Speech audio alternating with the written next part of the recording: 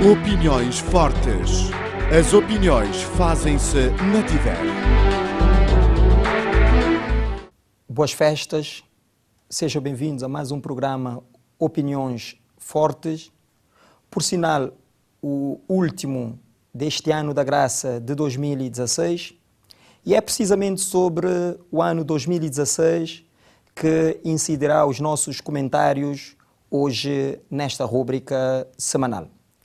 2016 foi um ano particularmente difícil e marcado sobretudo pelas eleições e nesta reta final por algumas incertezas à volta das famílias cabo-verdianas. Mas comecemos pelo início. O ano de 2016 perspectivava-se um ano de resolução do problema de Chão das Caldeiras, um problema que vinha de trás, a erupção de 2014, envolvidos 2 anos após a erupção de Chão das Caldeiras, ainda não foi neste ano da graça de 2016 que a população de Chão das Caldeiras conheceu a graça de ver os seus problemas resolvidos. Esperemos que 2017 seja mais promissor para a resolução definitiva deste problema. Mas falando de situações de catástrofes, ainda em 2016 tivemos, mais na reta final, a questão das cheias e das chuvas, um pouco por todas as ilhas de Cabo Verde, mas particularmente com estragos avultados na ilha de Santo Antão.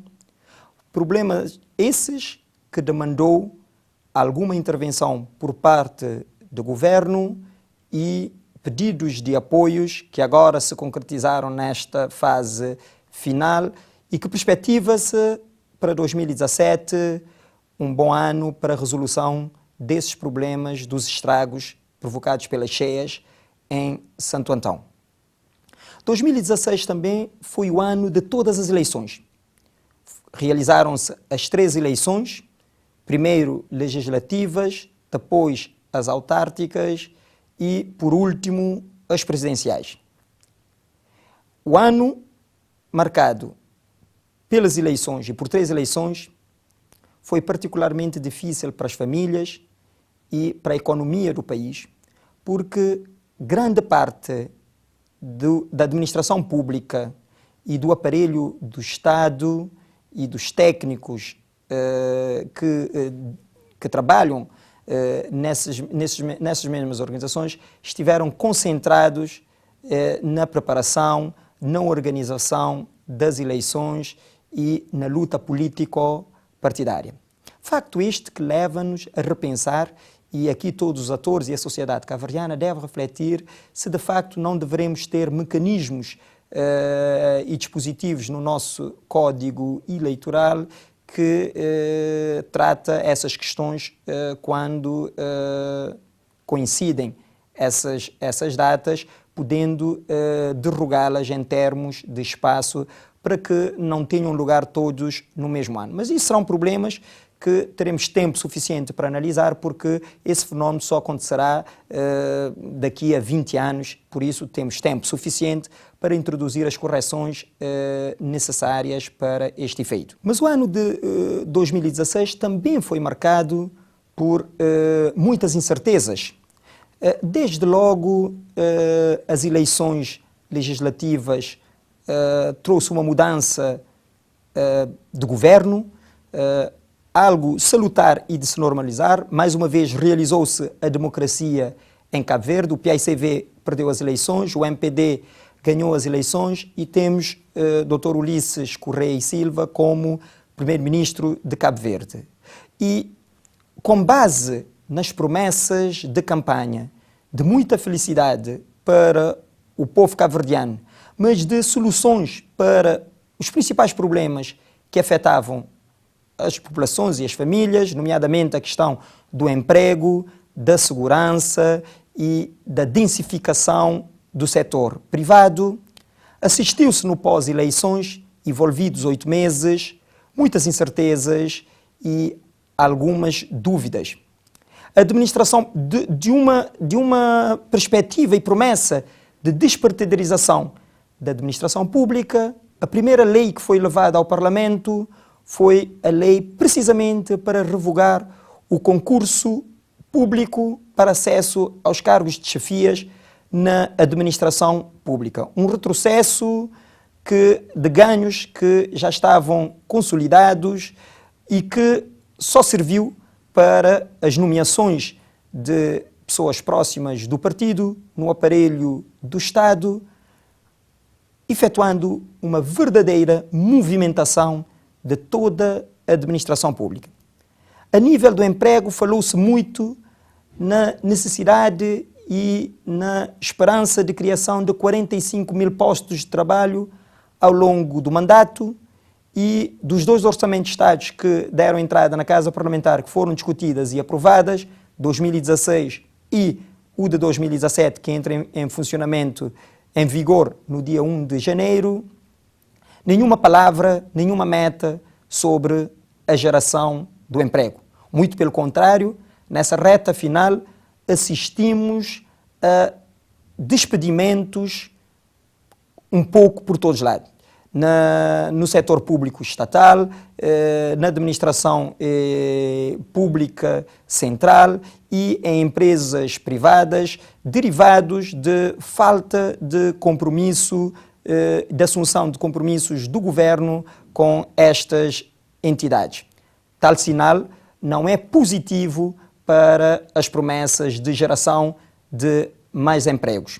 A nível da política, o ano foi marcado por algum incidente na Casa Parlamentar e que mostra, de facto, algum downgrade institucional e facto marcante foi este último incidente de o Presidente da Assembleia Nacional da República ter presidido a sessão de aprovação do Orçamento de Estado de 2017, estando também investido nas funções de Presidente da República interino. Outra questão que marcou 2016 a nível da segurança ou da insegurança é o caso de Montechota, que veio trazer e veio demonstrar algumas fragilidades nos nossos sistemas que precisam de ser repensadas, mas também alguma sensação de que nada de bom aconteceu em termos de garantia de maior segurança à sociedade cabo-verdiana e às famílias. Os últimos acontecimentos, nomeadamente o tiroteio de Assumada e os crimes com alguma sofisticação que têm acontecido um pouco por todo o lado, com especial incidência na cidade da Praia, mostram claramente de que para 2017 o governo deve tomar pulso com muita firmeza sobre essa questão da segurança. Mas o setor privado também assistiu durante 2016 a poucas boas perspectivas.